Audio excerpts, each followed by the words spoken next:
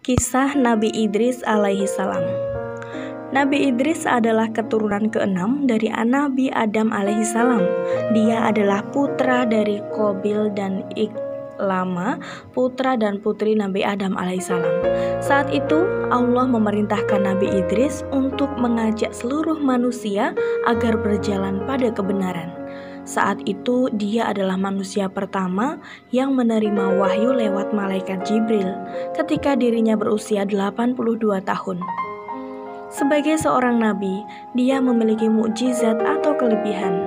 Yang pertama, manusia pertama yang pandai baca tulis dengan pena. Yang kedua, Nabi Idris diberi macam-macam pengetahuan, mulai dari merawat kuda, ilmu perbintangan atau falak, hingga ilmu berhitung yang sekarang dikenal dengan matematika.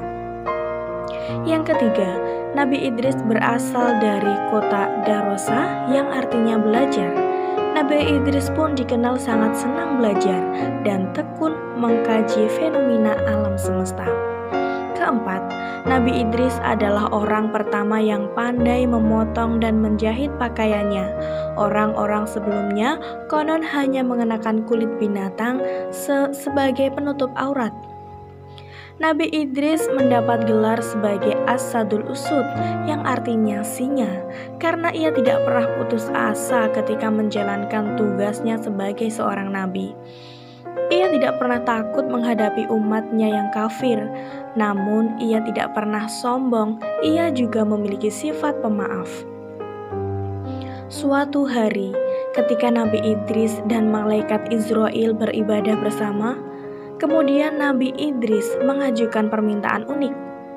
Bisakah engkau membawa saya melihat surga dan neraka, wahai malaikat Israel? Tanya Nabi Idris alaihi salam. Malaikat Israel pun menjawab, wahai Nabi Allah, lagi-lagi permintaan darimu sungguh aneh.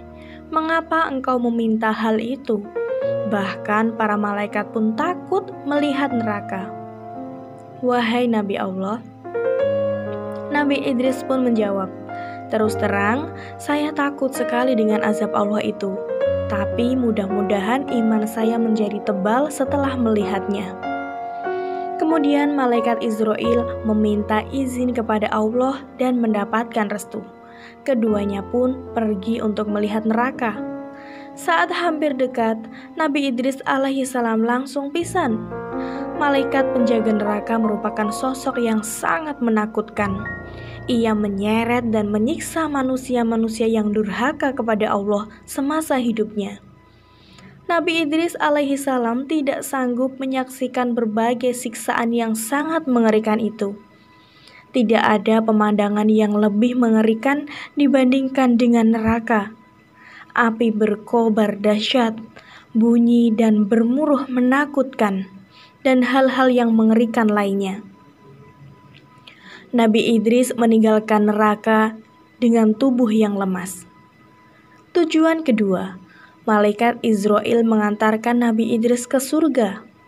Di sana, reaksi Nabi Idris pun sama, nyaris pingsan.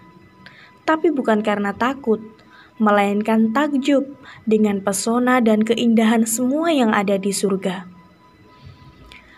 Dilihatnya sungai-sungai yang airnya begitu bening seperti kaca. Sementara itu di pinggir sungai terdapat pohon-pohon yang bagian batangnya terbuat dari perak dan emas. Lalu ada juga istana-istana untuk para penghuni surga. Di setiap penjuru ada pohon yang menghasilkan buah-buahan, buahnya pun begitu segar, ranum dan harum. Setelah puas berkeliling, malaikat Israel mengajak Nabi Idris alaihissalam pulang ke bumi.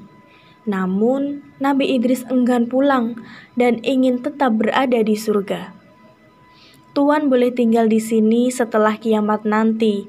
Setelah semua amal ibadah dihisab oleh Allah, baru Tuhan bisa menghuni surga bersama para nabi dan orang-orang beriman lainnya, ujar malaikat Israel. Kemudian Nabi Idris alaihissalam menjawab, saya ingin beribadah kepada Allah sampai hari kiamat nanti.